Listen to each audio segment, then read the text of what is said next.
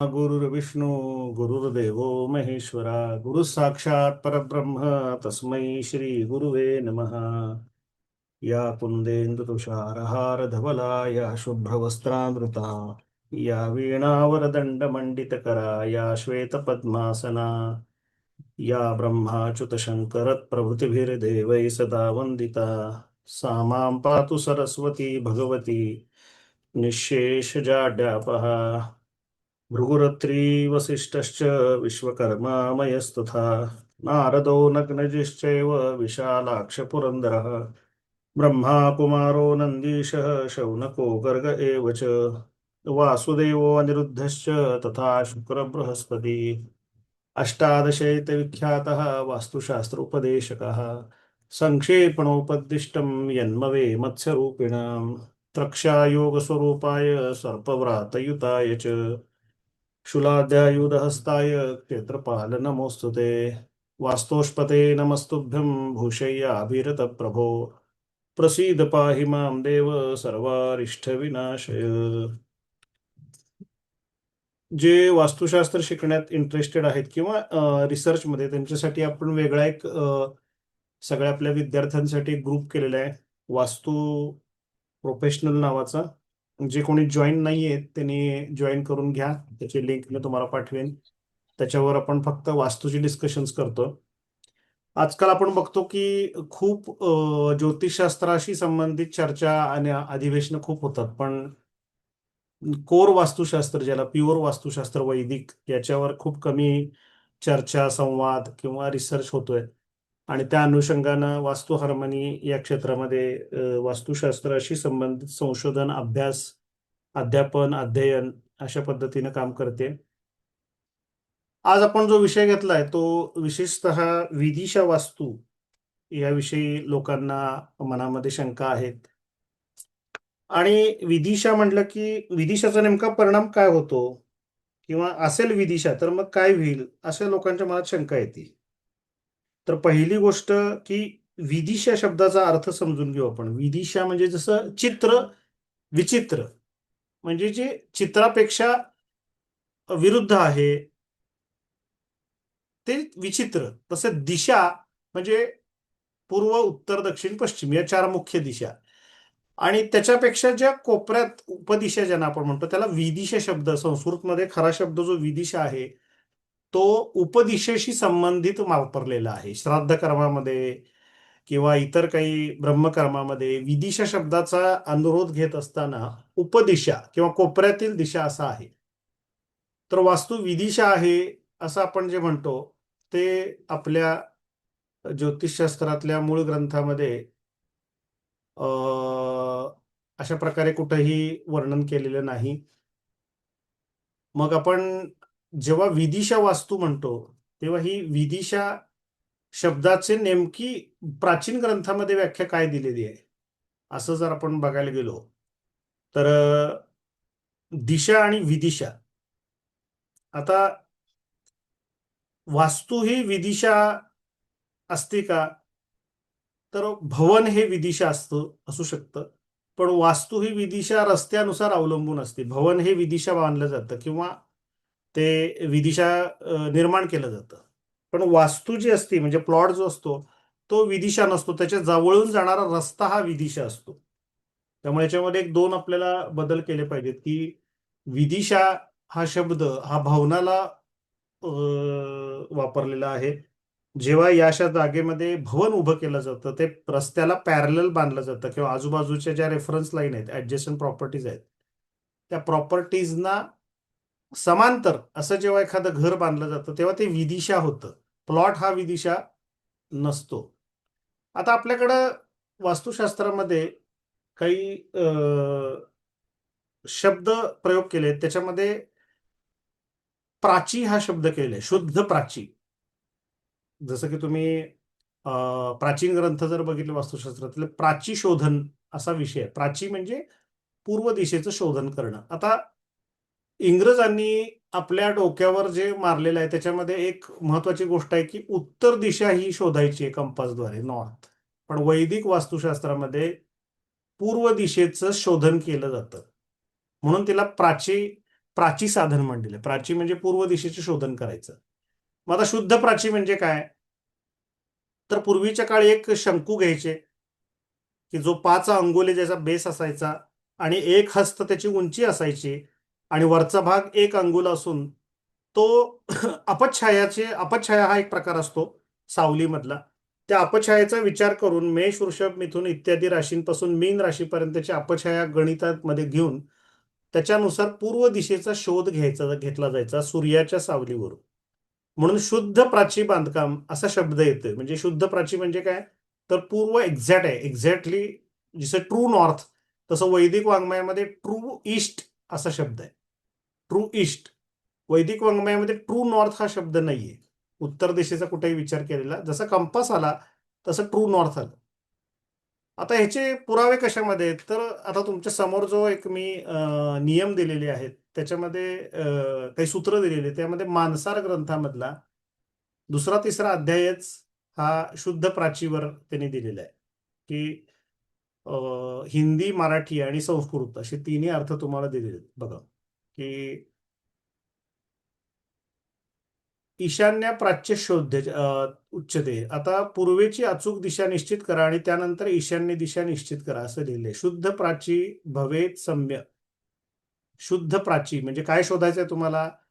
तर सूत्राचा वापर करून वास्तूमध्ये गेल्यावर पूर्व दिशा शोधायची आणि त्यासाठी पूर्वीच्या काळी शंकू वापरायची. जो आपल्या वास्तू हार्मनीच्या ऑफिसमध्ये आहे, जर कोणी बघायला आलं तर तो शंकू कशा प्रकारे शोधायचे त्याचं मला तुम्हाला चित्र दाखवतो, प्रॅक्टिकल पण दाखवतो मी. आणि ही जी प्राची शोधन व्हायचं हे दिवसा व्हायचं, विशेषतः म्हणजे सूर्यप्रकाशामध्ये व्हायचं. रात्रीच्या वेळेस ते केलं जायचं नाही आणि त्याला काही रवीची भ्रमणं अनुकूल असतात. जसं पूर्व दिशेसाठी मेष राशीतलं भ्रमण, तूळ राशीतलं भ्रमण हे विशेषतः अनुकूल आहे त्यासाठी. तर ज्योतिषशास्त्रातली काही अशा राशीमध्ये सूर्य असताना सूर्याची किरणं सरळ येतात. त्याचा विचार करून त्यांनी अपछाया आणि या सर्वांचा विचार यामध्ये केलेला आहे. तर आता वास्तुशास्त्रामध्ये ईशा प्राची कशाला म्हणलेलं आहे? तर उत्तर दक्षिण आपण जर विचार केला तर उत्तर दक्षिण अशी आहे आणि पूर्व पश्चिम अशी आहे. तर त्यामध्ये तुमचं जे घर आहे हे घर जर अशा प्रकारे बांधलं गेलं असेल, जे ग्रीन कलरमध्ये आता दाखवलंय, तर हे ईशा प्राची संबोधलेलं आहे. ईशा प्राची म्हणजे या भवनाची उत्तर दिशा ही ईशान्य दिशेकडे थोडी झुकलेली आहे. सोप्या शब्दात सांगायचं म्हणजे बघा, ही ईशान्य दिशेकडे झुकलेली आहे. कारण इथं आपण उत्तर दक्षिण लाईनचा विचार करतोय. म्हणजे रेफरन्स लाईन कुठली घेतली? उत्तर दक्षिण घेतली. याला ईशा प्राची म्हणलेली आणि ही ईशा प्राची खूप शुभ सांगितली बरं का वास्तुशास्त्रामध्ये. म्हणजे तुम्हाला ऐकून आश्चर्य वाटेल की दक्षिण भारतामध्ये काही घरं ही ईशा प्राचीमुळे मुद्दाम बांधलेली आहेत. किंवा तुमच्यापैकी कोणी जर केरळमध्ये किंवा तामिळनाडूमध्ये जर गेला असेल तर तिथं मुद्दामून काही स्थपती हे ईशा प्राची घर बांधतात. ते किती डिग्री असतं काय असतं तुम्हाला मी सांगणार आहे. ईशा प्राची घर बांधणं हे शुभ का आहे? कारण त्याची सूत्र दिलेली आहेत आपल्या ग्रंथामध्ये. तर ईशा प्राची म्हणजे काय? तर थोडीशी उत्तर दिशा ही ईशान्येकडे झुकलेली असते. आता ही किती झुकलेली असते? तर 5 डिग्रीच्या आत आणि साधारण 2 ते 3 डिग्री फक्त. त्याला ईशा प्राची म्हणलेलं आहे. 2 to 3 डिग्री टुवर्ड्स ईस्ट अशी जेव्हा ही झुकली जाते तेव्हा तिला ईशप प्राची म्हणलेलं आहे. जातो तो. आता ही ईशप प्राची जी आहे, ही ईशप प्राची आपल्याला पैसे वास्तुशास्त्रामध्ये भरलेत त्याला. ती काय करतोय सर माझ्या नालायक. शुभ सांगितलेली आहे आणि ही शुभ दिशा आपल्याला वास्तूमध्ये जी शास्त्रामध्ये फळं सांगितलेली ती घेऊन येते. तर ती काय घेऊन येते ते आपण पुढच्या स्लाइडमध्ये चेक करूया. आता ही अग्नी प्राची आहे. जेव्हा उत्तर दक्षिण लाईन रेफरन्सला बघतो तेव्हा जेव्हा उत्तर दिशा आग्नेयेच्या जवळ जाती तेव्हा अग्नी प्राची होती. मी दोन्ही तुम्हाला एक्सप्लेन करणार आहे. अग्नी प्राची कधी होती आणि ईशा प्राची कधी होती. आता आग्नेयेच्या जवळ जेव्हा उत्तर दक्षिण लाईन आपली जाती ही तेव्हा ती आग्नेय प्राची होती आणि ईशान्य प्राची कधी होती? तर जेव्हा ती उत्तर दिशा ईशान्येकडे जाती थोडीशी, तेव्हा ईशान प्राची होते, आणि दक्षिण दिशा जेव्हा आग्नेयेकडे जाते तेव्हा अग्नी प्राची होती. तर हे दोन टर्म्स तुम्ही लक्षात घ्या, अग्नी प्राची आणि ईशा प्राची. आता जेव्हा रेफरन्स लाईन आपण उत्तर आणि दक्षिण घेतली तेव्हा हा फरक बघितला. जेव्हा आता पूर्व पश्चिम येईल तेव्हा काय होईल, पूर्व पश्चिम आल्यानंतर हा फरक पडेल. कारण जेव्हा ही आपण रेफरन्स लाईन आहे, ही रोडनुसार बदलते, आपला रस्ता बदलतो किंवा बांधकामाचं ओरिएंटेशन बदलतं. आता त्यावेळी काय होईल, तर पहिल्यांदा जेव्हा शुद्ध प्राची तुम्हाला घ्यायची असती तेव्हा शुद्ध प्राची घेतल्यानंतर त्याच्यामध्ये ईशप प्राची जर तुम्ही थोडीशी केली, ती 1-2 डिग्री किंवा 3 डिग्री मॅक्सिमम, तर असं सांगितलं की ईशान्य प्राची सर्वस्य भोग कामस्य संमता, म्हणजे जे मुक्तीची इच्छा करतात किंवा ज्यांना भोग आणि काम दोन्ही पाहिजे, म्हणजे ज्यांना मोक्ष आणि कामनापूर्ती दोन्ही पाहिजे, मुक्ती कामस्य करणे शुद्ध प्राची प्रयोजयेत ईशान्य प्राची सर्वस्व भोग कामस्य संमता, म्हणजे शुद्ध प्राची पण शुभ सांगितलेली आहे आणि ईशान्य प्राची सुद्धा सर्व सुख आणि इच्छांची दात्री सांगितलेली आहे. आता जेव्हा पूर्व पश्चिम लाईनचा आपण विचार करू, हे ज्यांना समजतंय ईशा प्राची किंवा अग्नी प्राची, त्यांनी दुसरी स्लाइड बघा काय आहे, की इथं आपण पूर्व पश्चिम रेफरन्स लाईन बघितली, आणि इथं सुद्धा काय झालंय की ही पण ईशा प्राचीच आहे. जशी मागाशी ही ईशा प्राची होती इकडे गेलेली, उत्तर दिशा इथं होती, तर ही ईशान्य दिशेकडे झुकलेली, तशी ही पूर्व दिशा जेव्हा थोडीशी टिल्ट होती, म्हणजे हा आपण भवनाकडे लक्ष द्यायचं आहे या, तर ही ईशा प्राची झाली. थोडंसं व्हिज्युअलाइज करायला तुम्हाला सोपं जावं म्हणून मी दोन्ही रेखांकन केलेलं आहे. एक तर उत्तर दक्षिण पण आहे, ते बघा, ही उत्तर दक्षिण लाईन घेतली आपण, आणि ही पूर्व पश्चिम लाईन पण घेतलेली आहे. आता पूर्व पश्चिम लाईनला जेव्हा ही line centre of east to west, ही लाईन भवनाची, ही जेव्हा ईशान्येकडे झुकलेली असते तेव्हा ती ईशा प्राची होती, म्हणजे पूर्व पश्चिम ईशा प्राची. आणि आग्नेय प्राची कशाला म्हणलेलं आहे, तर आग्नेय प्राची ही जेव्हा ही पूर्व पश्चिम लाईनला भवन थोडस आग्नेय दिशेकडे झुकलेलं असतं तेव्हा ती अग्निप्राची होती. म्हणजे आपल्याला दोन्ही उदाहरणं मी दिलेली आहेत, एक उत्तर दक्षिण लाईन पण काढून दाखवली आणि पूर्व पश्चिम लाईन पण काढून दाखवली. म्हणजे याचा अर्थ असा होतो की अग्निप्राची हे एक उदाहरण, आणि हे पण अग्निप्राचीचं उदाहरण आहे. दोन्हीमध्ये वास्तू भवन हे दक्षिणेकडे कललेलं आहे, हे बघा इथं या दोन्ही केसमध्ये. आणि ईशा प्राचीमध्ये काय होतं, तर भवन उत्तरेकडे थोडंसं कललेलं असतं, असं म्हणलं जातं. मला माहित नाही कारण मी अजून गेलेलो नाही तिरुपती बालाजी मंदिरात, पण असं माझं ऐकण्यात आहे. तुमच्या वेळी कोणी गेला असतं तर कंपास लावून चेक करा की तिरुपती बालाजी मंदिर हे ईशा प्राची आहे. 3 डिग्री ईशा प्राची त्यांनी बांधतानाच तशा प्रकारे ते बांधलेलं आहे असं म्हणलं जातं. तुम्ही जाऊन कंपास जाऊन घेऊन चेक करू शकता की साऊथ इंडियामधले अनेक मंदिरं, जुने राजवाडे, घरं ही ईशा प्राची बांधलेली आहे. कारण अग्निप्राचीचे जे नियम सांगितलेले आहेत किंवा जे फळं सांगितलेत आपल्याला ते अशुभ सांगितलेत. काय सांगितलेत, तर आग्नेय प्राची संयुक्तम सर्व दोष करम भवे, आग्नेय प्राचिकम वास्तू तस्मात सर्वम विसर्जयेत, म्हणजे अशी वास्तू ही बांधू नये कारण अशामध्ये सर्व दोष हे येऊ शकतात. अग्नेय मुख वाला भवन सभी दोषों को देने वाला है, अतः अग्नेय मुख वाला सभी के लिए इसको वर्ज्य माना गया है. म्हणजे जर तुम्हाला घर बांधायचं असेल तर पहिली प्रायोरिटी तुमची पाहिजे शुद्ध प्राची, म्हणजे 0 डिग्री ईस्ट, म्हणजे त्याला आपण 0 डिग्री नॉर्थ म्हणू आत्ताच्या परिभाषेमध्ये कंपास लावतो जेव्हा आपण तेव्हा. पण प्रत्येक आर्किटेक्ट आणि इंजिनियरला घर बांधत असताना ते 0 डिग्री बांधायचं असतं हेच माहित नाही. आता मी जेव्हा लाईन आउट करायला जातो समक्ष किंवा कधी कधी मी साईटवर जातो तेव्हा ते म्हणतात नाही आम्ही रस्त्याला समांतर लाईन आउट केलेलं आहे, रस्त्याला पॅरलल केलेलं आहे. मग अशा वेळी हे आग्नेय प्राची जे घर आहे हे त्या घरामध्ये अनेक दोष निर्माण करतं असं सांगितलेलं आहे. वास्तुशास्त्रानुसार ईशाप्राची ही शुभ का सांगितलेली आहे याची वैज्ञानिक कारण आपण कधीतरी निवांत वेळी बघूया, कारण मग त्याच्यामध्ये सूर्याचा फ्लो, एनर्जी, लाईट, व्हेंटिलेशन हा विषय त्याच्यामध्ये खूप महत्वाचा आहे. आणि थोडं ईशप्राची ही ईश्वराकडे नेणारी वगैरे जी वर्णनं सांगितलेली आहेत तर तशा प्रकारची आहेत. तर बेसिक कन्सेप्ट असा आहे की आपलं भवन हे थोडंसं जेव्हा दक्षिण दिशेकडे थोडं टिल्ट केलं जातं तेव्हा त्याला अग्नी प्राची म्हटलं जातं.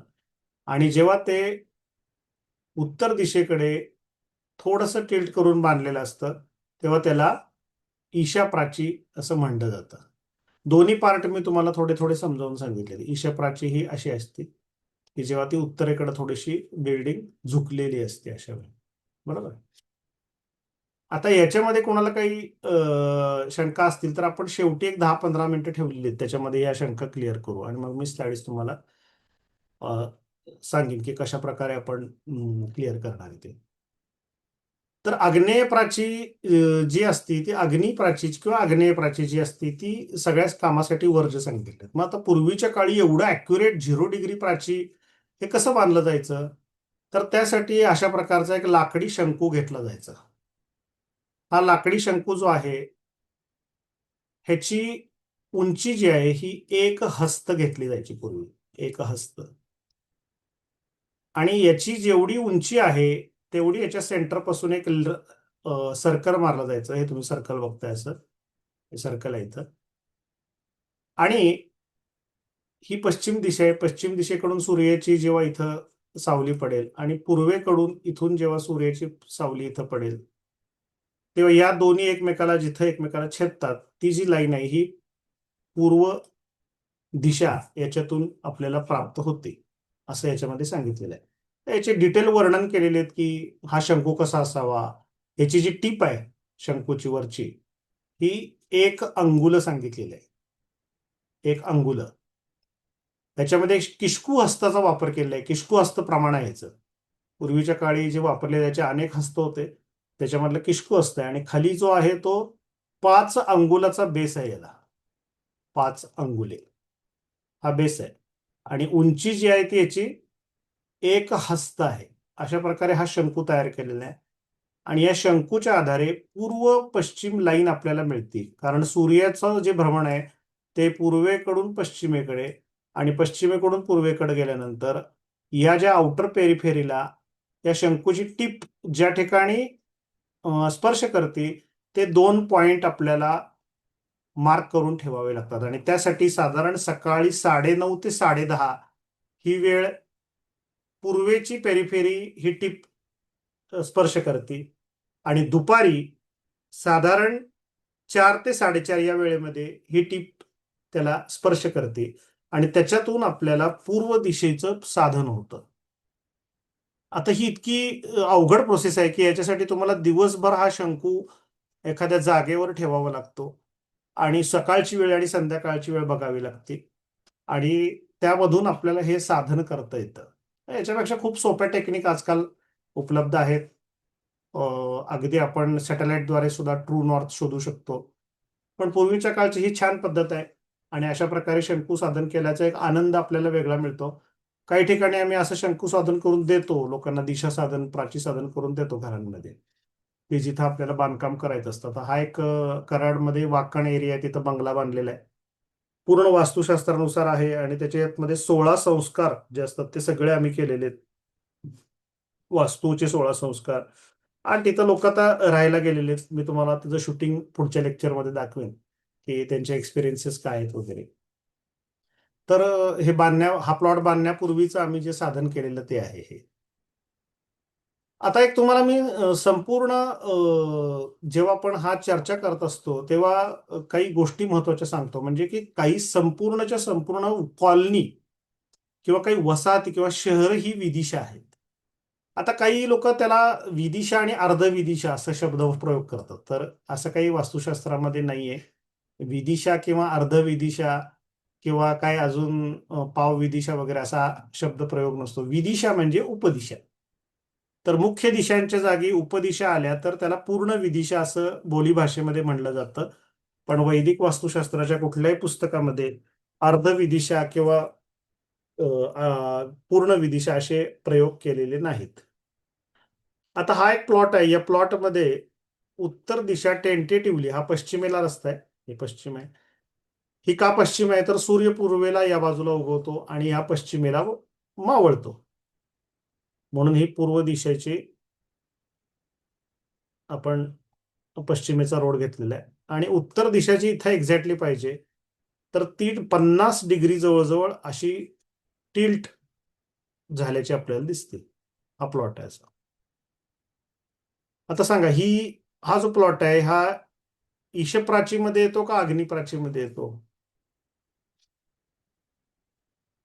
ईश प्राची. अग्नि ईशप्राच अग्नि ईशप्राची. ईश. आता जर घर बांधलं आपण तर कसं बांधणार याच्यामध्ये? अग्नी प्राची म्हणजे हे घर असं बांधणार ना आपण, बरोबर आहे? मग हे मी जे आपल्याला आता डार्क कलर मध्ये घेतो जरा, नाही तर रेड कलर मध्ये जे दाखवतोय हे घर आहे आपलं, बरोबर आहे?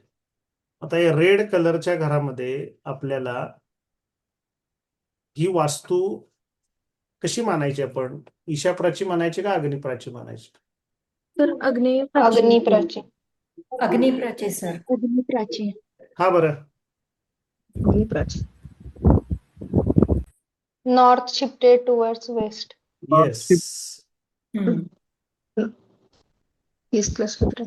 सोपा नियम आहे तो, अंजलीने सांगितलेला की नॉर्थ जर पश्चिमेकडे जर तुमची गेली तर ती अग्निप्राची होती आणि ती जर पूर्वेकडे जर आली तर ती ईशप्राची होती.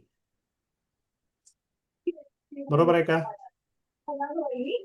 मग जेव्हा तुम्ही अशा प्रकारची घरं बांधता, सुरुवात जेव्हा करता, तेव्हा अग्निप्राची घरामध्ये सुरुवातीला खूप त्रास होतो. सुरुवातीला बांधकाम करत असताना खूप त्रास होतो. त्यामध्ये बांधकाम करणं थोडंसं निसर्गाच्या विरुद्ध जातं ते काम. त्यामुळे बघा, तुम्ही कधी जे अग्निप्राची बांधकाम असतं ते करत असताना आपल्याला थोडासा त्याच्यामध्ये त्रास होतो. थोडा म्हणजे काय तर निर्मिती करताना काही एजन्सीज मिळत नाहीत किंवा काही मान्यता मिळत नाहीत, प्रोजेक्ट लेट होणे, अपेक्षेपेक्षा काही वेगळ्या अडचणी निर्माण होणे, घरात कलह होणे वगैरे वगैरे असे अनुभव आम्ही घेतलेले आहेत. पण घरं बांधली जातात, अग्निप्राचीमध्ये सुद्धा घरं बांधली जातात, लोक बांधतात. अख्ख्याच्या अख्ख्या कॉलनी वसाहती अग्निप्राची आहेत आणि त्यामुळं तिथं घरं बांधणं काही वर्ज्य करावं असं काही नाहीये. कारण घर बांधणं हा एक वास्तुशास्त्रीय जरी अंग असलं त्याला, तरी तुमच्याकडे असलेला प्लॉट हा कसा आहे आणि तो उपलब्ध प्लॉटमध्ये वास्तुशास्त्रानुसार घर कसं बांधणं, ही एक तुमची म्हणतो की ही क्रिएटिव्हिटी आहे तुमची, की उपलब्ध जागेमध्ये मॅक्सिमम वास्तुशास्त्र अप्लाय करणं. कारण आता आपल्याला सिलेक्शन ऑफ प्लॉट म्हणजे जागा निवडून, भूमी निवडून घर बांधणं हे खूप अवघड आहे. म्हणजे जसं मी तुम्हाला सांगतो की आता माझ्याकडे काही घरं बांधतोय आम्ही भूमी निवडून, जसं एक कोयना वसाहतीमध्ये घर बांधतोय कराडमध्ये, पुण्यात नांदेड सिटीमध्ये बांधतोय, बारामतीमध्ये एक बांधतोय, की त्याच्यामध्ये आम्ही सिलेक्शन ऑफ प्लॉट करून घरं बांधतो. ही खूप कठीण प्रोसेस आहे. याच्यासाठी प्लॉट अनेक बघावे लागतात, मग ते सिलेक्ट करावे लागतात आणि त्यासाठी त्या क्लायंटला तेवढी त्याची मनस्थिती पाहिजे. पण ऑलरेडी जर परचेस केलेला प्लॉट आहे आणि त्याला जर त्याच्यात मॅक्सिमम वास्तुशास्त्र जर अप्लाय करायचं असेल तर आपल्याला ती एक क्रिएटिव्हिटी आहे. त्यामुळे हा प्लॉट आपल्याला काही वर्ज्य करायचा नाहीये. तर आपण 4 कन्सेप्ट पहिल्यापासून बघितले. शुद्ध प्राची म्हणजे ट्रू नॉर्थ किंवा ट्रू ईस्ट. ईशप्राची म्हणजे उत्तर दिशा ही शिफ्टेड टुवर्ड्स ईस्ट, पूर्वेला झुकलेली असती. आणि अशा वेळी अग्निप्राची म्हणजे नॉर्थ ही थोडीशी पश्चिमेकडे कललेली असती. जर आपल्याला ईशप्राची घर बांधायचं असेल तर मी सांगितलं की ते 2 ते 3 डिग्री अलाउड आहे, त्याच्यापेक्षा जास्त तुम्हाला शिफ्ट केलेला अलाउड नाहीये. असं मुद्दामून दक्षिण भारतामध्ये ईशप्राची घर बांधतात. असा प्रघात आहे त्या ठिकाणी की ईशप्राची घर हे शुभ मानलं जातं, म्हणून काही स्थपती साऊथ इंडियामधले ईशप्राची घर बांधतात. पण त्यासाठी दिशा साधन योग्य पद्धतीनं करणं गरजेचं असतं. तुम्ही टू व्हीलर वरून गेलाय, फोर व्हीलर मधून गेलाय, कंपास काढला आणि तो कंपास डिमॅग्नेटाइज झालाय, किंवा तुमच्या मोबाईल मधला कंपास हा कॅलिब्रेट नाहीये आणि त्याचं कॅलिब्रेशन तुम्हाला जमत नाहीये आणि तुम्हीच चुकीची नॉर्थ जर बघून आला, तर तुम्हाला ईशप्राची हा कन्सेप्ट तर फार लांबचा राहिला, तुम्हाला आधी नॉर्थच बघता येत नाही. तर पहिल्यांदा वास्तुशास्त्राच्या कोर्समध्ये दिशा साधन करणं हे शिकणं गरजेचं आहे. आणि त्यामुळे ईशा प्राची करायची असेल 2-3 डिग्रीचा, आता ती 2-3 डिग्री आपण कशी घेतली हे आपण थोडंसं नंतर मी एक्सप्लेनेशन करणार आहे. आता या प्लॉटमध्ये, हा जो प्लॉट आहे याच्यामध्ये आपल्या काही विद्यार्थ्यांनी खूप छान प्रेझेंटेशन केले बघा. 50 डिग्री शिफ्ट आहे. तर हे मला वाटते अभिजितनं पाठवलेलं आहे आपल्याला. तर त्याने इथं काय केलं बघा, की 50 डिग्री जेव्हा त्यानं हे शिफ्ट दाखवलंय हा प्लॉट, तेव्हा त्याच्यात त्यानं ज्या आउटर पेरिफेरी मधल्या ज्या देवता आहेत त्या देवता पण तिथं मानलेल्या आहेत. जसं N1, N2, N3, N4, N5, N6, N7, N8 आणि N9 आणि E1 ही कॉमन आहे. आता जेव्हा अशा प्रकारचं घर तुमच्याकडे येतं तेव्हा ते वास्तुशास्त्रानुसार डिझाईन करणं किंवा वास्तुशास्त्रामध्ये बसवणं हे थोडंसं कलात्मकतेचं काम असू शकतं. आता इथं काय झालंय, की आपल्याला पश्चिम भागातलं वरुण पद पण मिळालेलं आहे W5 आणि इकडं मुख्य बल्लाट सोम पण मिळालेलं आहे आणि हा रस्ता पश्चिमेला आहे. आता अशा वेळी आपल्याला जे घर बांधायचं आहे त्याच्यामध्ये पश्चिम दिशेचा रस्ता ठेवणं हे संयुक्तिक नाहीये. इथं आपण गेट ठेवू शकतो एखादं, पण N3, N4, N5 मध्ये आपण कार गेट पण ठेवू शकतो 16 फूट 6 इंचाचं आणि विकेट गेट पण ठेवू शकतो. म्हणजे इथून तुमची गाडी पण आत येऊ शकते असे आतमध्ये, किंवा इथून आत तिरकी लागू शकते आणि तुम्हाला टू व्हीलर किंवा स्वतःला पण घेऊन जाता येईल अशा प्रकारे हे एक नियोजन या घरामध्ये आपण करू शकतो. W5 मधनं जर आपण एंट्री घेतली तर W5 हा विकेट गेट फक्त होईल. कार गेटसाठी परत आपल्याला N3, N4, N5 चाच वापर करावा लागेल, कारण हे जे दिशा आहे, हे जी पद आहेत वास्तूमधली ही निषिद्ध सांगितलेली आहेत यासाठी. मग जेव्हा आपण अशा प्रकारे प्लॅनिंग करतो, आर्किटेक्चरल प्लॅनिंग, तेव्हा आपल्याला त्यामधले संस्कार जे असतात, रत्नसंस्कार, शंकुस्थापना किंवा गर्भविन्यास जे आपण त्याच्यामधले करतो, हे सुद्धा विदिशाच करावे लागतात असं नाही. तर बांधकाम विदिशा असलं तरी संस्कार हे सुदिशाच करावे लागतात. कारण त्याच्यामध्ये जर आपण विदिशा संस्कार जर केले तर ते विदिशा संस्कार हे आपल्याला फळ देण्यासाठी असमर्थ असतात. हे आता आपल्याकडं काय नाव हिचं, रसिका ना, नाही, ऋतुजानं पाठवलं मला वाटतं. कोणी, ऋतुजा. हा, ऋतुजाने हे करून पाठवले आपल्याला. हिनं पण सेम केलंय की 16 डिग्रीमध्ये हे घर तिनं 16 डिग्रीचं गेट घेतलेलं आहे आणि हे 5 फूट 6 इंचचं एक पद येते. आता बऱ्याच जणांना हा कन्सेप्ट समजत नाही, मी तर तो थोड्या वेळाने एक्सप्लेन करणार आहे. हे प्रेझेंटेशन झालं की ते काय असतं, ते 5 डिग्री का घेतलेलं आहे ते. तर 5 डिग्री का घेतलेलं आहे त्याचं कारण असं आहे की जेव्हा आपण वास्तुशास्त्रांमध्ये 9x9चे ग्रिड्स मांडतो तेव्हा 9x9चे ग्रिड मांडल्यानंतर बाहेरच्या ज्या देवता आहेत त्या 8 देवता येतात तिथं. म्हणजे ज्याला आपण 32 पदं म्हणू, अशी 32 पदं आपल्याकडे येतात. आता या ठिकाणी ही जी 32 पदं आहेत, या 32 पदामध्ये जी तुम्हाला लांबी मिळालेली आहे त्याला भागिले जर आपण 9 पदं केली आपली, तर आपलं एक पददेवता त्याच्यामध्ये येतं. पण जेव्हा आपण एखादी वास्तू, जसं आत्ताचं उदाहरण घेऊ आपण, याच्यामध्ये 50 डिग्री टाकूया, 50 डिग्री शिफ्ट आहे, तर ऍक्च्युली 50 डिग्री शिफ्ट म्हणजे आपल्याला रोड साईड जी आपण जर बघितली तर एकूण 32 बाहेरच्या ज्या देवता आहेत या 32 देवता आणि हे सर्कल जे आहे हे 360 डिग्रीचं आहे जवळजवळ, बरोबर आहे. आता 360 डिग्रीला या 32 देवता ज्या बाहेरच्या आहेत तिथल्या, या 32 जर भागलं तर उत्तर येतं 11.25 डिग्री. आणि हे 11.25 म्हणजे आता जसं आता या उदाहरणामध्ये दक्षिणेय बाजूचं आपण जर बघितलं इथं यम, हे यम आणि ग्रहक्षर पद आहे. तर हे जे पुषा आहे हे 11.25 आलं.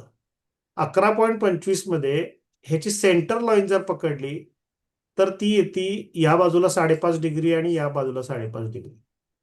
म्हणजे जेव्हा एखादं घर आपण 5 डिग्री जरी विदिशा केलं, 5 डिग्री, बघा मी 5 आकडा टाकतो आणि एंटर करतो, तरी पददेवता बदलतात. आता मी 2 डिग्री टाकून बघतो, 2 डिग्रीला पददेवता बदलत नाहीत. साधारण 2.50 ला सुद्धा पददेवता बदलत नाहीत. पण 3च्या पुढे जेव्हा मी जातो, 3 डिग्रीच्या पुढं, तेव्हा त्याच्या पददेवता बदलतात. म्हणून जेव्हा आपल्याला ईशाप्राची वास्तू करायची असती तेव्हा त्याचं साधन करत असताना हे 5 डिग्रीपेक्षा जास्त करून चालत नाही, कारण 5 डिग्रीला सेंटर ऑफ एव्हरी पददेवता हे शिफ्ट होतं आणि त्यामुळे त्या वास्तूमध्ये आपल्याला पददेवता मिसिंग होतात. म्हणून 2 ते 3 डिग्री हे त्याच्यामध्ये शिफ्टिंग अपेक्षित ठेवलेलं आहे त्यांनी. आणि ईशाप्राची करत असताना 2 डिग्री ते 2.5 डिग्री, मॅक्सिमम 3 डिग्री. आता इथं 3 डिग्री जर मी केलं तर यातली देवता बदलत नाहीये. त्याचं कारण काय? तर या ज्या देवता आहेत ह्या 11.25 ची बाहेरील देवता आहे आणि त्याचे सेंटर जर आपण काढला तर तो 5.5 डिग्रीचा आहे. आणि 5.5 डिग्रीच्या निम्म जर तुम्ही गेला तर ते 2.25 डिग्री वगैरे येतं. म्हणजे 11.25 चा चौथा भाग, 11.25 चा चौथा भाग जर तुम्ही केला, 4 डिव्हिजन जर केली, तर तेवढं तुम्हाला शिफ्टिंग अलाउड आहे. इथे तर 11.25 चा चौथा भाग 11.25 डिग्री भागिले 4 करा, किती येत आहेत?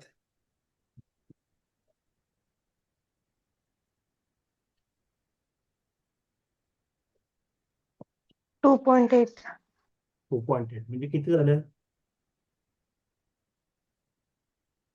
2.8. 2.3 साधारण पार्ट येतो. म्हणजे 2.8 डिग्री पर्यंत तुम्हाला शिफ्टिंग होणार नाहीये त्याचं पददेवतांचं. पददेवता बदलणार नाहीयेत. म्हणजे 2.8 च्या आत. म्हणून 2 डिग्री हे दक्षिण भारतामध्ये प्रमाण मानलेलं आहे की 2 डिग्रीमध्ये तुम्ही प्राची साधन करू शकता. हे पण ते कसं, तर ईशप्राची करायचं असेल तर मुद्दामून अग्निप्राची केलं तुम्ही. म्हणून पूर्वीच्या काळी वास्तुस्थपतीला देव मानलं जायचं, कारण त्याच्या हातात तुमचं नशीब असायचं.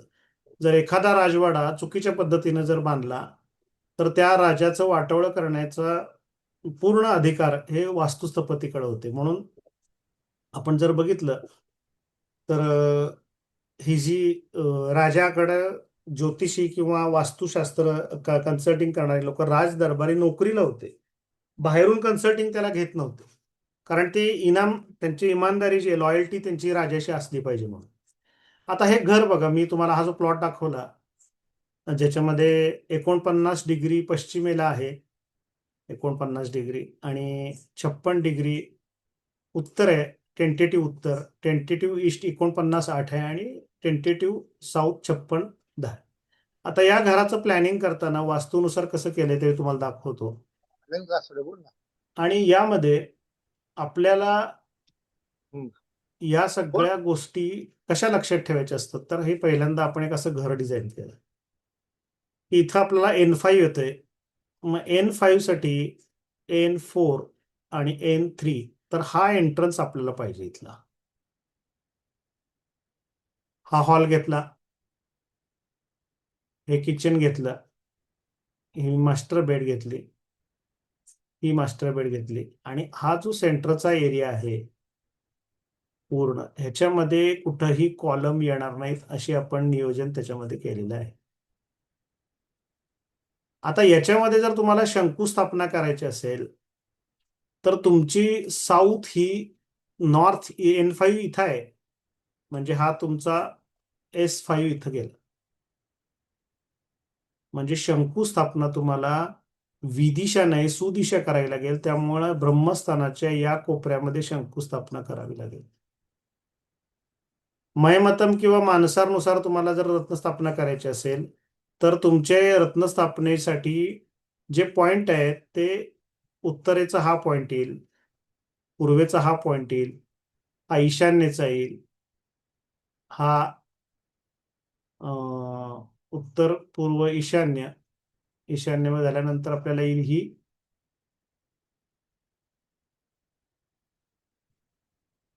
उत्तर झाली. उत्तरेनंतर कुठली येणार? ईशान्य येईल, ईशान्यनंतर पूर्व येईल, मग ही आग्नेय येईल, ही दक्षिण येईल, ही नैऋत्य येईल, ही पश्चिम येईल, W5 म्हणलं आपण तिथं, आणि ही तुमची साऊथ वेस्ट येईल इथं, हे साऊथ वेस्ट येईल. आणि ब्रह्मस्थानामध्ये इथं तुम्हाला मानसार पद्धतीनं रत्नस्थापना करता येईल आणि या बाजूला इथं कोपऱ्यामध्ये शंकू स्थापना इथं करता येईल. म्हणजे वास्तूनुसार जेव्हा आपल्याला रत्नस्थापना संस्कार हे करायचे असतात तेव्हा सुद्धा आपल्याला सुदिशाच करावे लागतात. आता हा प्लॅन असा बनवला बघा. त्या प्लॅनमध्ये काय केलं आपण, 50 डिग्री शिफ्ट झाले. 50 डिग्रीमध्ये आपण काय केलं, तर N5 इथं आला तर इथून गेट घेतलं पाहिजे. हा पोर्ट जो इथं दिलाय त्याच्याऐवजी हा इथं येणार, इथं किंवा इथं येईल असं दरवाजा. आणि हा संपूर्ण जो भाग आहे हा आपण बऱ्यापैकी ओपन टू स्काय म्हणा किंवा कोर्टयार्ड साठी वापरणार. आणि ह्या भागामध्ये कॉलम किंवा बीम येणार नाही याची काळजी आपल्याला घ्यायची इथं. आता वास्तू जरी विदिशा असली तरी आपल्याला अंतर्गत रचना ही सुदिशाच करावी लागते. हे फायनल ड्रॉइंग ह्याचं केलंय बघा. या फायनल ड्रॉइंग मध्ये जर तुम्ही बघितलं तर N5 मधनं एंट्री घेतली ही, हे ब्रह्मस्थान पूर्ण रिकामं ठेवलेलं आहे. याच्यामध्ये कॉलम किंवा बीम येणार नाही याची काळजी घेतलेली आहे. ब्रह्मस्थान म्हणजे काय, तर 1/9 भाग आहे पूर्ण एरियाचा, हा रिकामा ठेवलेला आहे. हे सुद्धा N5, N4, N3 आहे आणि इथून गाडी तुमची आत लागू शकते. इथं 2 गाड्या बसू शकतात. हा उत्तरेला सिट आउट, पूर्वेला सिट आउट घेतलाय, पूर्व दिशा रिकामी ठेवलेली आहे. E3, E5 मध्ये किचन घेतलेलं आहे. E6, E7 म्हणजे पूर्व आग्नेय दिशा, पूर्ण आग्नेय दिशेमध्ये किचन घेतलेलं आहे. सर N3, N4, N5 घेतलं तर हिनबाहू हे असं होईल ना सर एंट्री? हा, मग त्याला तर पर्याय नाही ना. आपली कुठलीही एंट्री घेतली तरी हिनच भाव येणार आहे. W5 घेतली तरी हिन भाव येणार आहे आणि N5, N4 घेतली तरी हिन भाव येणार नाही W5 घेतलं तर पूर्ण भाऊ नाही. येईल ना सर? घे 2 मिनिटं, मी जरा शंकेसाठी तुम्हाला वेळ देणार आहे, त्यावेळी आपण बोलूया. मला प्रेझेंटेशन अगदी करू दे. हो सर. आपण जेव्हा अंतर्गत रचना बघतो तेव्हा अंतर्गत रचनेमध्ये आपल्याला ईज यावा यासाठी आपल्याला वास्तुशास्त्र आणि आर्किटेक्चरल प्लॅनिंग या दोन्हीचा विचार करून हा बंगल्याचं नियोजन आपण केलेलं आहे.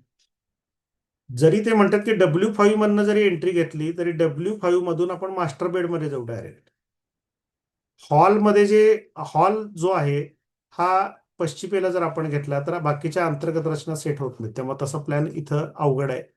इथून W5 मध्ये जर येऊन आपण जर असं इथून गेलो तरी सुद्धा ही हिनबाहूच प्रवेश होणार आहे आपला.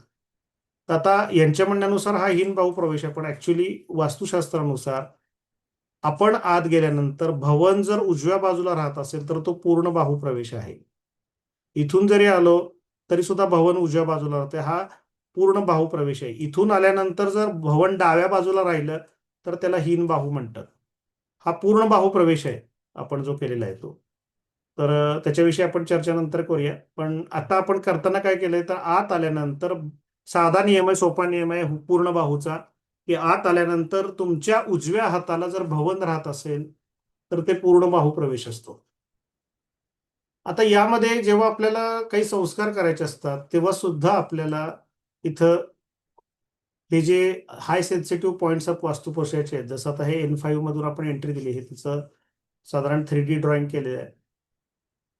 आणि हा शंकू जेव्हा स्थापन करायला सांगितलेला आहे तेव्हा त्यांनी त्याच्यामध्ये काही जे वाक्य सांगितलेले आहे ते असं आहे की तुम्ही कुठूनही कशीही वास्तू जरी असली तुमची तरी वास्तुपुरुषाच्या पृच्छाकडून 17 भाग सोडून 18व्या भागामध्ये नाभीच्या डाव्या बाजूस शंकू स्थापना करावी. त्याच्या इरिस्पेक्टिव्ह ऑफ डिरेक्शन आहे.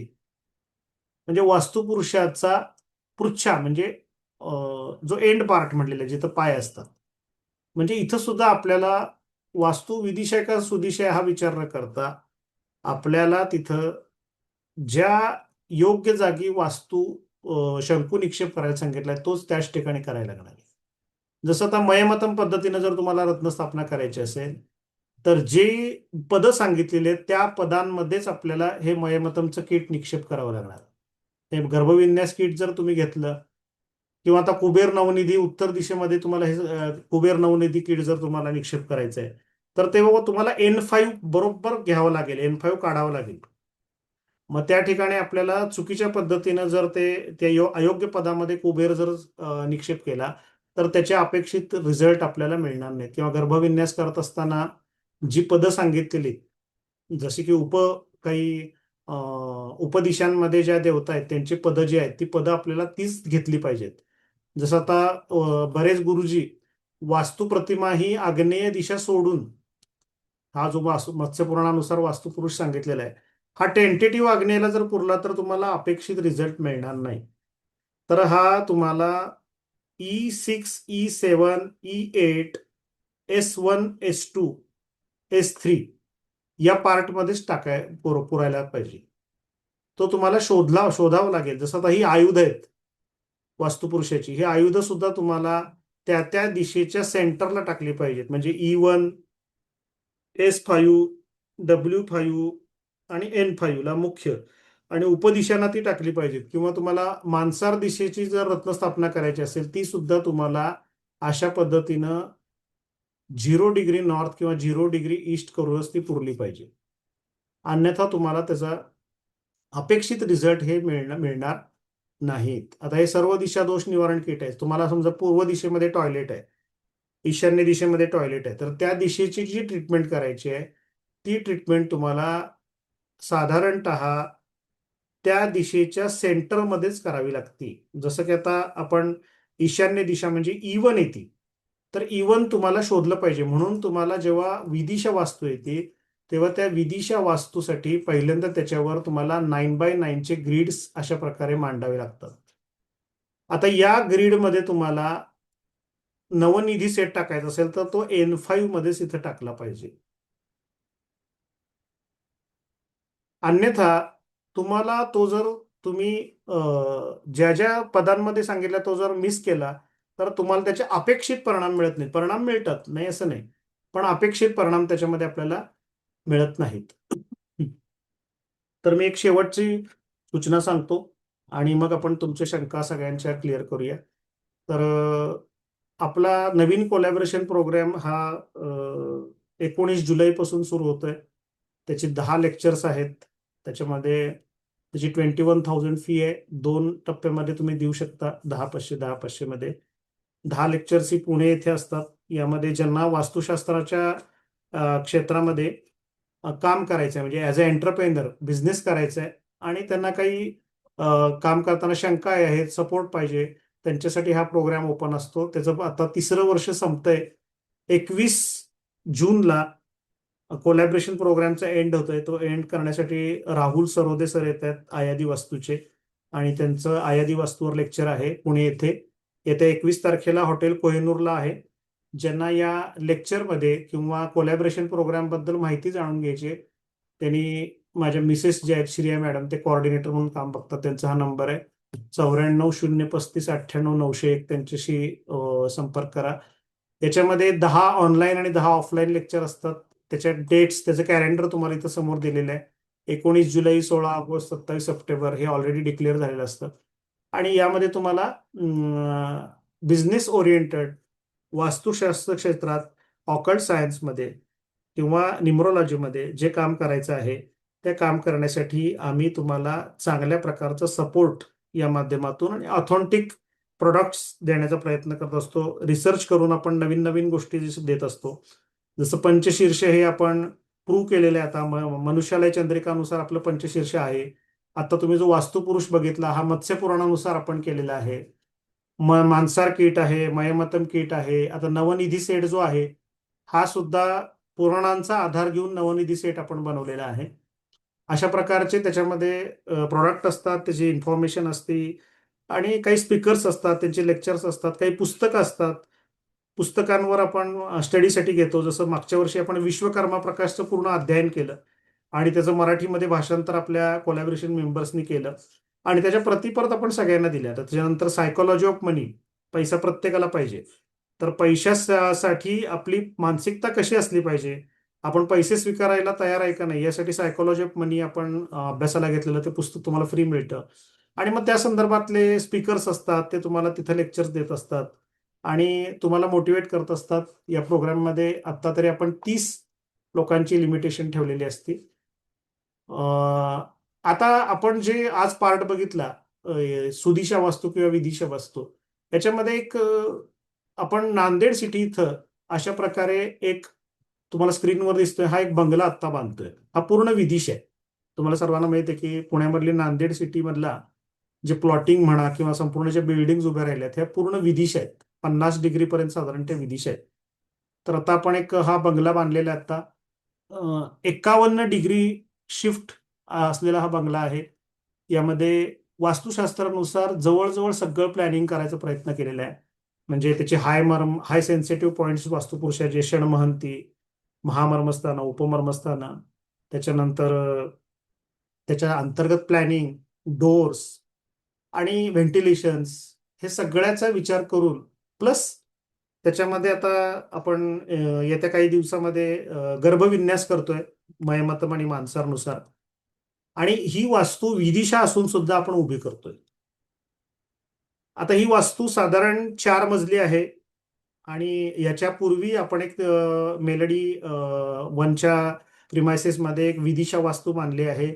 त्या जागेमध्ये गेल्यानंतर तिथल्या ओनरचा टर्नओव्हर जो 2 करोड होता, त्याचं बिझनेस कंपनी, ते 10 करोडवर गेली. परवाच मी त्याच्या घरी गेलेलो. 3 वर्षामध्ये त्याची प्रगती जवळजवळ 5 पट झाली. तर तुम्ही विदिशा वास्तू म्हणून टाळू नका. थोडंसं कष्ट घ्या, काम करा त्याच्यावर. विदिशा वास्तूमध्ये सुद्धा घर बांधता येतं. वास्तुशास्त्राचे सर्व नियम आपल्याला त्याच्यामध्ये लावता येतात. फक्त थोडंसं आपल्याला त्याच्यामध्ये हार्डवर्क करावं लागतं, आपल्याला थोडंसं ड्रॉइंग करावं लागतं. कुठल्याही प्रकारचा त्याच्यामध्ये आपल्याला तो प्लॉट अवॉइड करा, विदिशा आहे म्हणून. आता प्लॉट मिळणं मारामार आहे आणि तुम्ही जर अशा गोष्टी जर लोकांना सांगायला सुरुवात केली तर मला वाटते तुम्ही कष्ट करण्यापासून स्वतःला परावृत्त करताय असं वाटतंय. तर इथं माझं प्रेझेंटेशन आजचं थांबलेलं आहे. आता आपण थोडं तुमच्या शंका ज्या आहेत त्याच्याकडे जाऊया. बोला सर नितीनजी, तुमची शंका काय होती पहिली?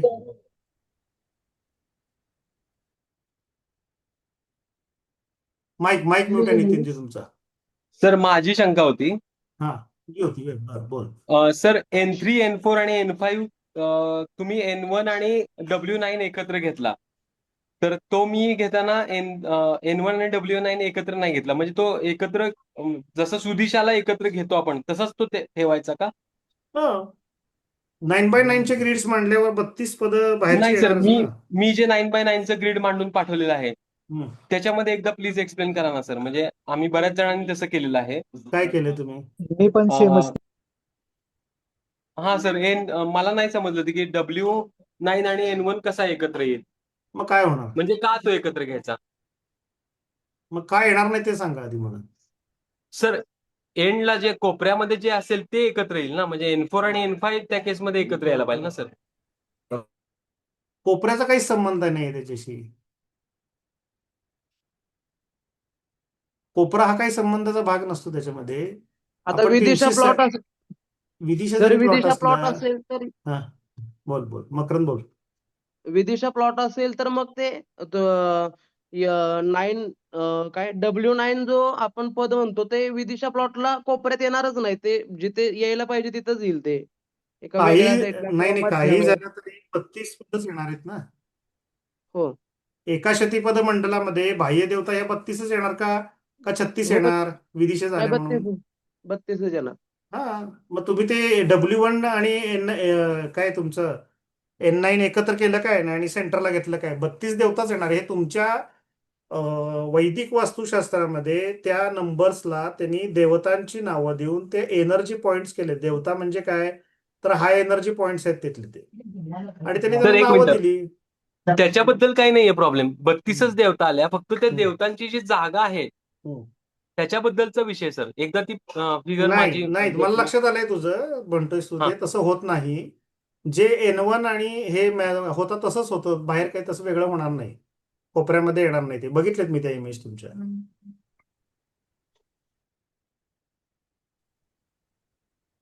हे सर मला एक सॉफ्टवेअर प्रश्न होता. कोणतं आहे असं विचारतोय भोज. तर विश्वास, हे सॉफ्टवेअर नाहीये, हे जिओ जेब्रा नावाचं सॉफ्टवेअर आहे. हे जिओ जेब्रा फ्री सॉफ्टवेअर आहे, गुगल देतं. हे जिओ जेब्रामध्ये तुम्ही अशा प्रकारे तुमचे काय म्हणू ड्रॉइंग्स करू शकता. थोडंसं त्याला जसं ऑटोकॅड आहे तसं तुम्हाला जिओ जेब्रा शिकावं लागतं. हा बोला मॅडम. सर उन्नती मॅडम 50 बोला. एक मिनिट उन्नती मॅडम विचारता. हा सर मला विचारायचं होतं की आपलं जे कुबेर किट आहे हा हे एखाद्यांचं उत्तर पदामध्ये जर सोमपदात म्हणा हवं तर त्या पदामध्ये जर सिंहद्वार असेल तर त्या उंबराखाली आपण टाकू शकतो. हो, का नाही टाकू शकणार.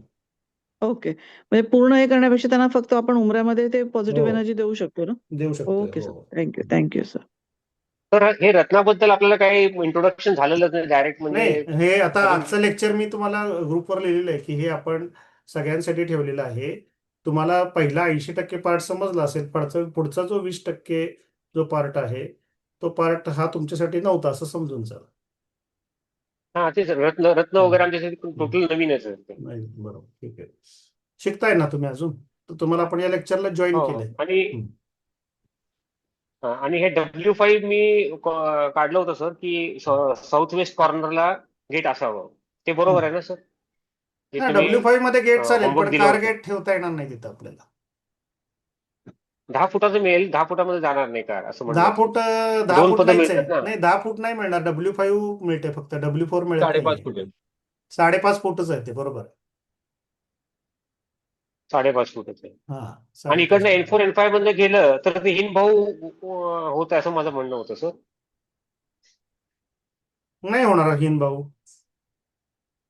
हो ना सर, आत गेल्यावर उजव्या बाजूला आपण आत असं जातो ना, दोन्ही अप्रदक्षिणा मार्गे दोन्ही आपण. दोन्ही बाजूनी तुम्ही गेल्यावर पूर्ण बाहू प्रवेशच आहे तो.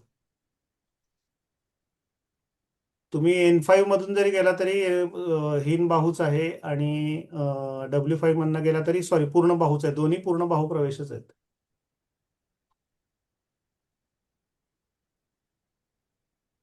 ठीक आहे, पुढचं आणि कोणाला विचारायचं आहे? हॅलो, नमस्ते सर. हा, बोला. मला एक प्रश्न विचारायचा आहे. आता ईशवास्तू ईशाप्राची ईशाप्राची ते जे साऊथ इंडियन लोक ते तिकडे मुद्दामून करतात की मला असं जाणून घ्यायचं आहे की ते मकर वृत्ताच्या जवळपास आहेत म्हणून, असं की कारण बऱ्यापैकी मी असं बघण्यात आलेलं आहे की ऑस्ट्रेलियामध्ये जी घरं असतात ती मॅक्झिमम नॉर्थकडे तोंड करूनच करतात ती, आणि इकडं मेक्सिको रशिया जी आहेत ती आग्नेय प्राची जे आहे इकडे करून करतात, कारण सूर्य त्या दिशेला येतो ना त्यांचा त्या ह्याच्यानुसार, आणि आपण पूर्वेला करतो ते विषुववृत्तावर आहे म्हणून. नाही, त्याचा काही संबंध नाहीये.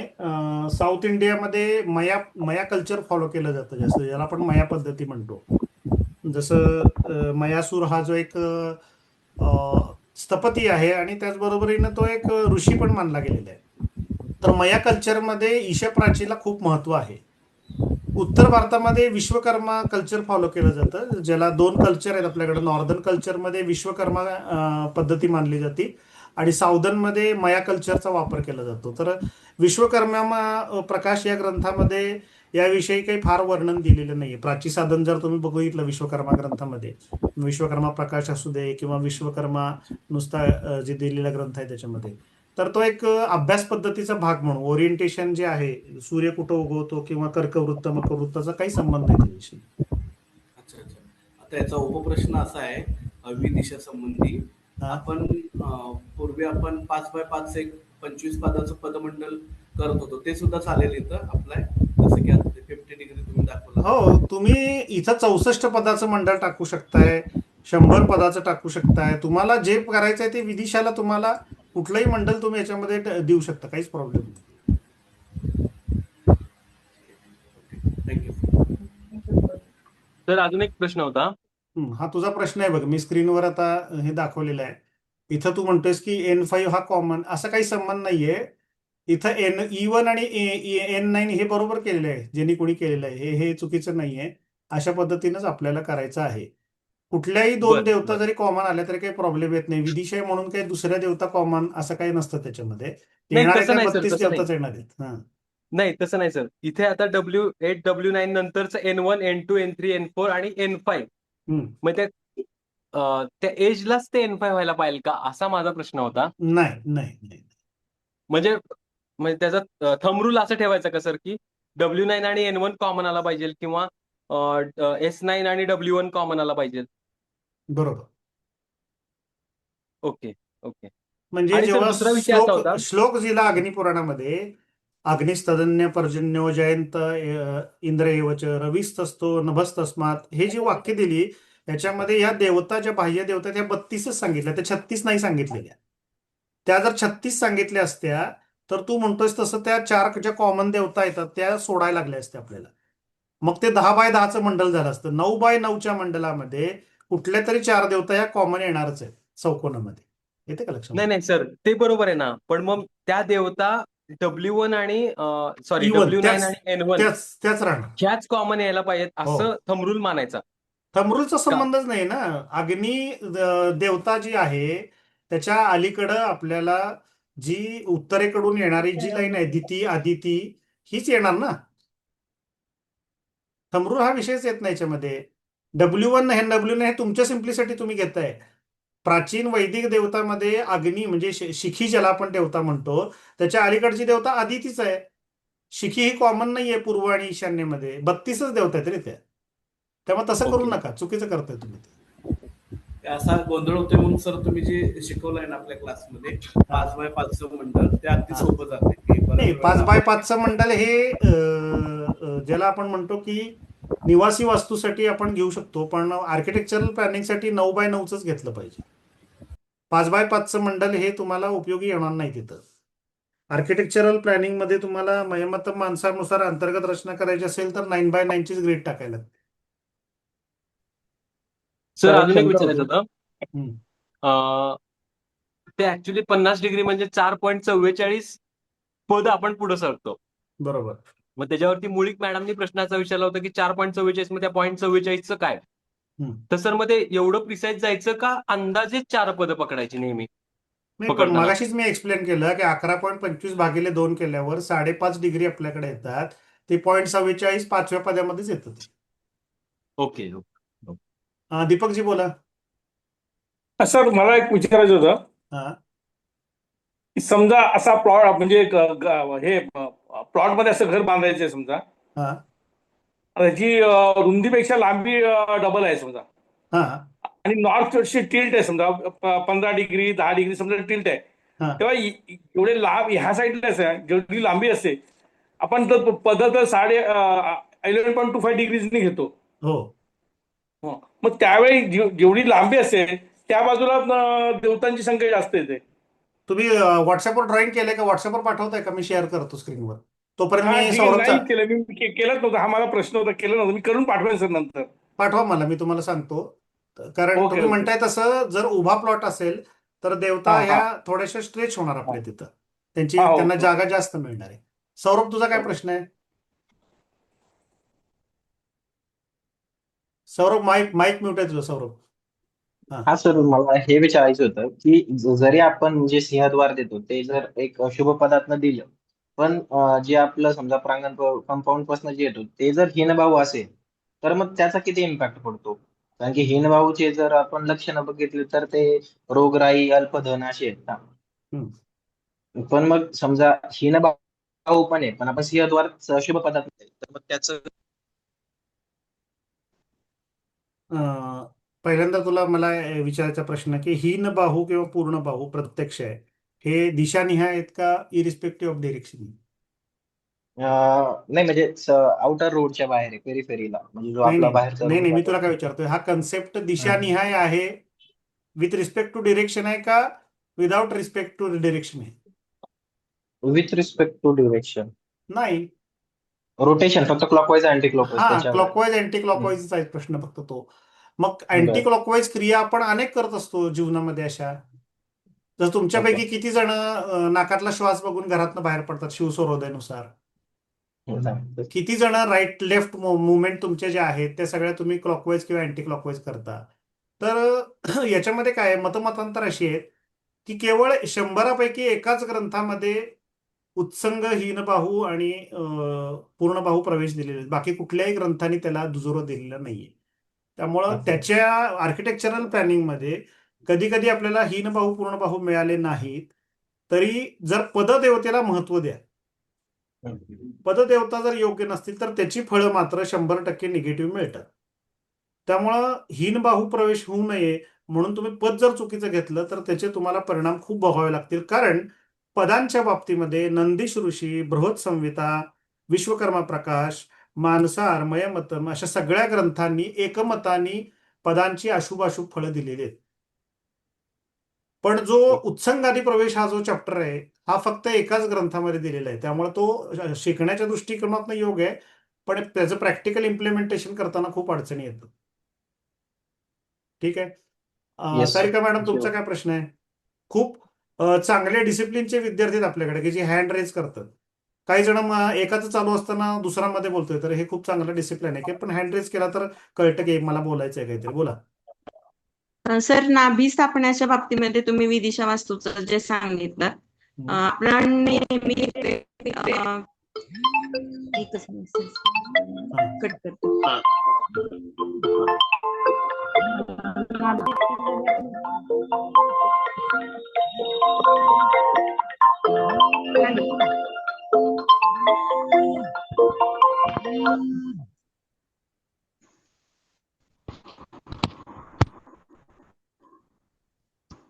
हॅलो. हा, बोला की. नाभी स्थापनेमध्ये आपण जे करतो की नैऋत्येच्या कोपऱ्यातून आपण चौथा कप्पा आणि पश्चिमच्या बाजूकडून चौथा, आणि त्याचा आपण जो पॉइंट घेतो तिथं आपण नाभी स्थापना घेतो कायम. तर इथं बरोबर. पण विचार करताना तसाच घेतला पाहिजे कसं? म्हणजे हो. मला ते लक्षात नाही आलंय. तसंच विचार Point करायचा विदिशाचा. तसाच हा, म्हणजे विचार ते करायचा. हा, पण मग तो जिथून आपण S8 येईल आणि त्याचा पॉइंट असं विचार करायचा का चौकोनाचाच त्या विचार करायचा? म्हणजे मला ते लक्ष नाही आलं. हे बघा, जेव्हा आपण विदिशा वास्तूचं मंडल मांडतो तेव्हा जो आतला सेंटरचा कोर चौकोन जो असतो तो विदिशा होत नाही आपला, हा, तो सुदिशा होतो. बर.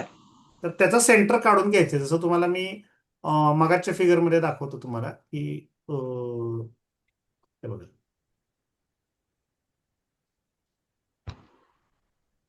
इथं बघा, आता इथली नैऋत्य कुठली आपली दिसते तुम्हाला मॅडम? काय शेअर केलं मी? हा, दिसते सर.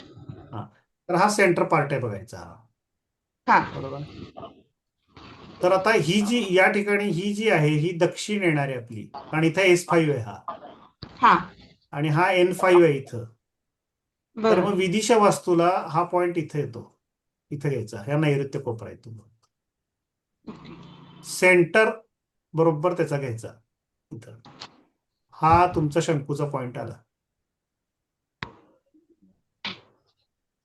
ओके.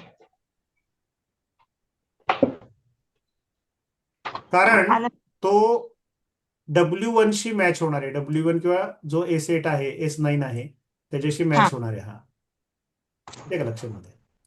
हा हा,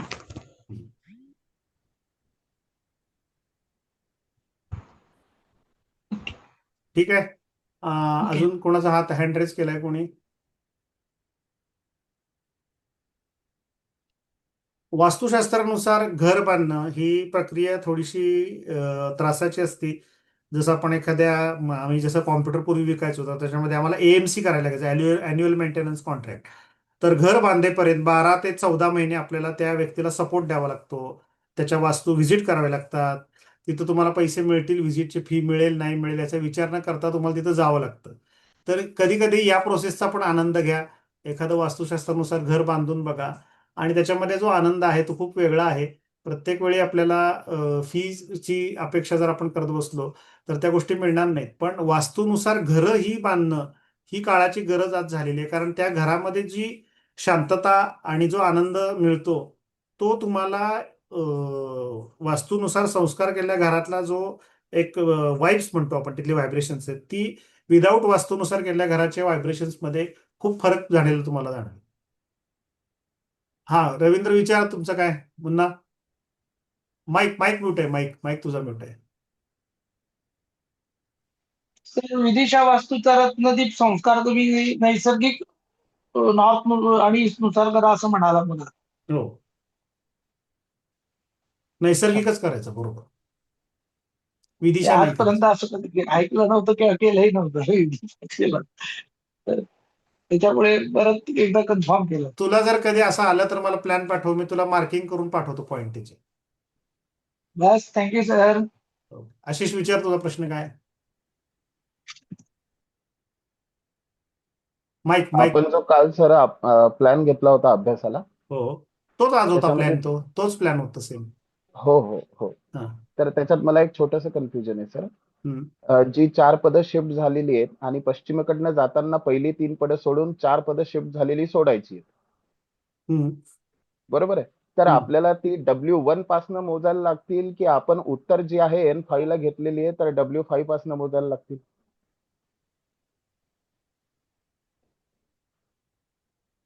काय म्हणतोयस तू इथं. हा. हे बघ, ही N1 म्हणजे ही वायव्य आहे आपली. हो सर. N1 म्हणजे वायव्य. हो. बरोबर आहे. मग इथून आपल्याला मोजायची आहेत. पहिली 2 जी आहेत त्याच्यामध्ये रोग आणि नाग ही वर जे आहेत, मुख्य, हो. बल्लाट आणि सोम या पदातून प्रवेश आपल्याला घ्यायचा आहे इथं. ठीक आहे सर. म्हणून तुम्ही आशिष, तू नशीबवान आहेस की तुला बाहेरच्या देवता पाठ आहेत. जे N1 N2 मध्ये अडकून बसलेत ना, त्यांना देवता माहित नाहीत, त्यांना हे प्रॉब्लेम खूप येतं. राऊत मॅडम, तुमचा प्रश्न आहे अजून. हँड रेज केला तुम्ही. हो सर, आपण विदिशा वास्तूमध्ये असंही दिशानिहायच रत्नाध्याय करू शकतो हो का? हो, दिशानिहायच करायचंय. हा, 100% म्हणजे मग तो दिशानिहाय. प्रश्न येत नाही. हो, ओके सर. हो. हा. ठीक आहे, आपण थांबूया आणि लवकरच आपण एक ज्योतिषशास्त्राचे फ्री सेमिनार सुरू करतोय. यामध्ये वेगवेगळे विषय आपण त्याच्यामध्ये घेऊन येतोय ज्यांना ज्योतिषशास्त्रामध्ये इंटरेस्ट आहेत. आता आपण नवीन एक विषय घेऊन येतोय, तो म्हणजे येणारी गुरु शुक्र युती 12 वर्षांनी कर्क राशीमध्ये येत्या 8 तारखेपासून 26 तारखेपर्यंत देवगुरु बृहस्पती आणि दैत्यगुरु शुक्र यांची युती 12 वर्षातून कर्क राशीत पहिल्यांदा होतीये. त्याचे परिणाम हे काय होणार आहेत, कसे होणार आहेत, याविषयीचं आपण लेक्चर नेक्स्ट वीकमध्ये घेतोय.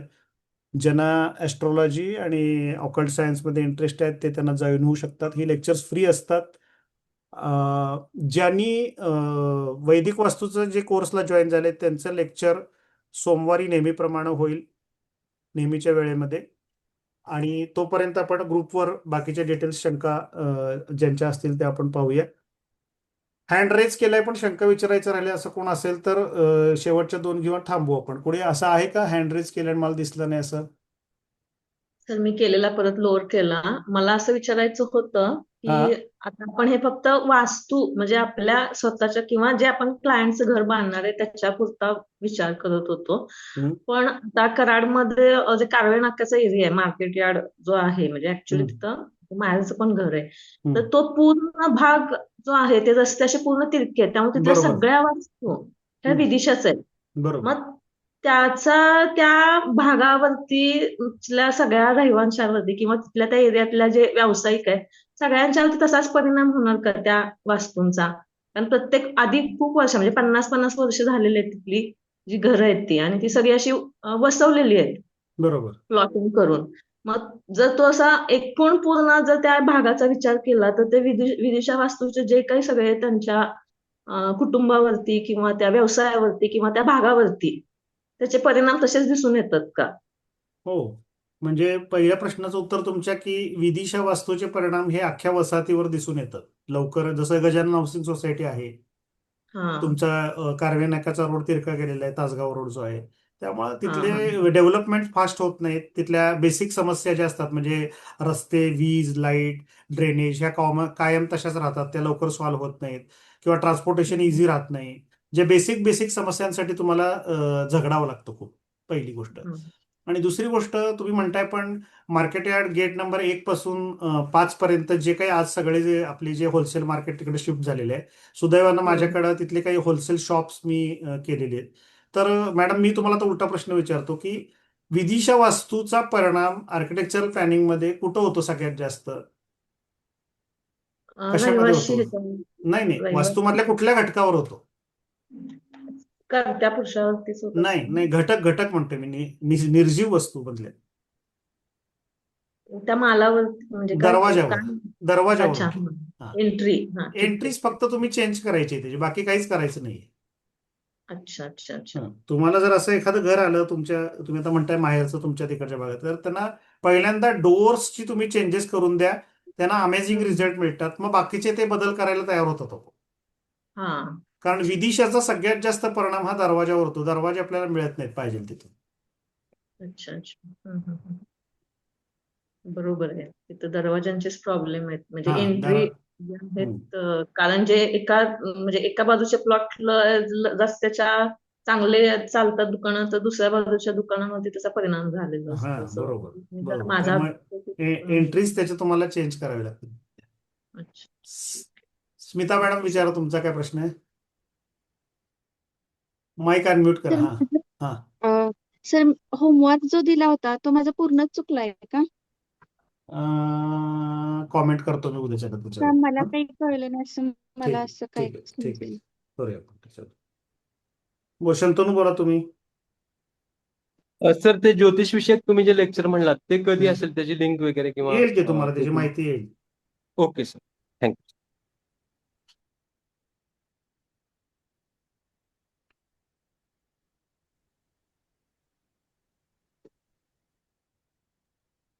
ठीक आहे, आपण शांती प्रार्थना करूया आणि थांबूया. विचारा प्रशांतजी विचारा. हा एकच प्रश्न आहे, आत्ताच्या या संपूर्ण आजच्या सिलेबसच्या बाहेरचा हा प्रश्न आहे. तो माझ्याबद्दलचाच आहे.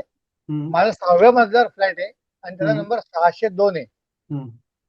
तर अनेक स्वयंघोषित जे विद्वान आहेत आमच्याकडे येणारे, ते म्हणतात की हा नंबर अशिव आहे. आता तो नंबर आम्ही ठरवलेला नाहीये, तो प्लॅन आम्ही ठरवलेला नाहीये. ते नंबर ऑलरेडी अलर्ट करून दिले गेलेले आहेत. तुमची जन्मतारीख काय आहे? 20/5/1976. पण पहिलं नाव आईच आहे. नाही, आई काही करता पुरुष नाहीये ना. हा 20/5 बरोबर आहे. 1976. 20/5/1976. म्हणजे तुमचा ड्रायव्हर काय आणि कंडक्टर काय आहे?